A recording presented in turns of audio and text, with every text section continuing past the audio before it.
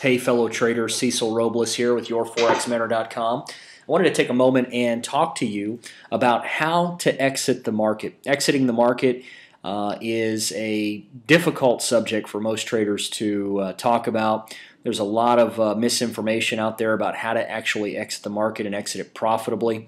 And exiting the market is really, really important. I mean, it's not that difficult to get into the market, but how do you get out with a profit, and how do you get out at a point where it's going to be worthwhile for you to have even gotten into that market in the first place and taken that initial risk?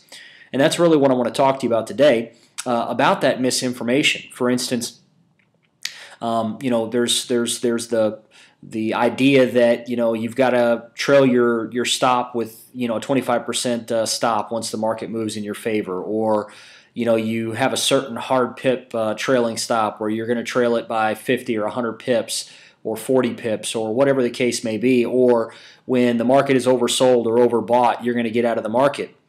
Well, those are all good theories on paper, but it's not really how the market operates and how the market works.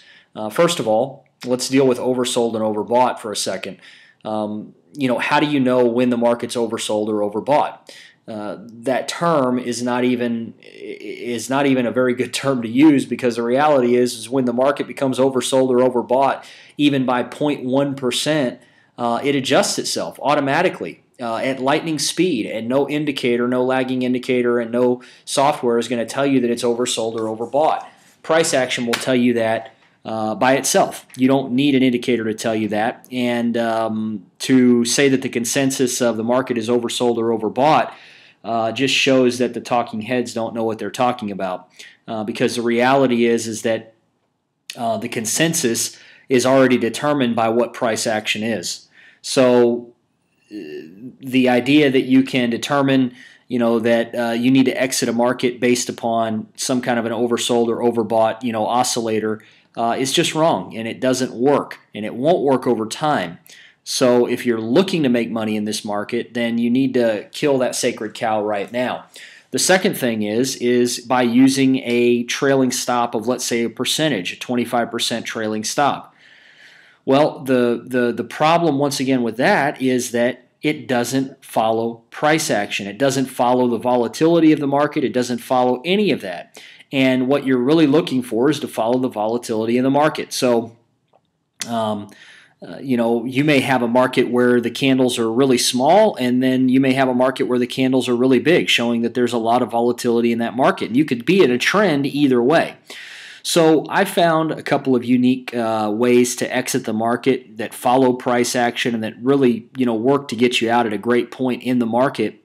And that's by using one technique. I'll share one of them with you in this particular video, and it's using 5 consecutive bars or candles in the same direction.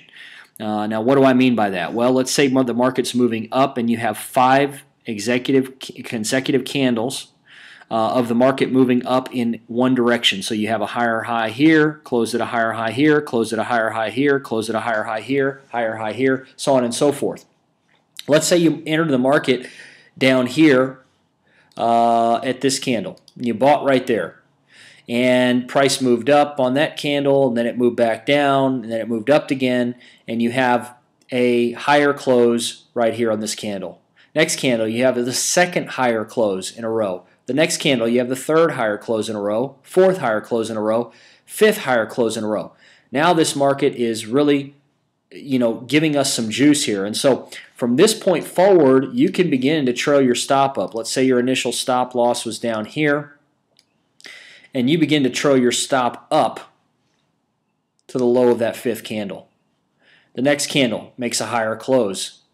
You trail your stop up. The next candle makes a higher close. You trail your stop up. Once again, this is a great way to exit the market and to really allow the trend to do a lot of work for you. Notice here, we actually had a signal to exit the market anyways, but we got stopped out, and then on the next candle, we would have gone short on this market. So now, let's say we went short here, and we're short the market, and price goes down, comes back up a couple of candles, comes back up here, makes a higher close, makes a lower close here, a lower close here, higher close here, lower close here, higher close, and then it makes a lower close, lower close, lower close, lower close, lower close. So we've got 5 lower closes in a row. And let's say that our initial stop loss for that particular trade was going to be up here above the high. So once we have those 5 consecutive lower closes, we move our stop up. And you'll notice we're still short in this particular market, and our stop has been moved to protect quite a bit of profit. But we look at how much breathing room we have here.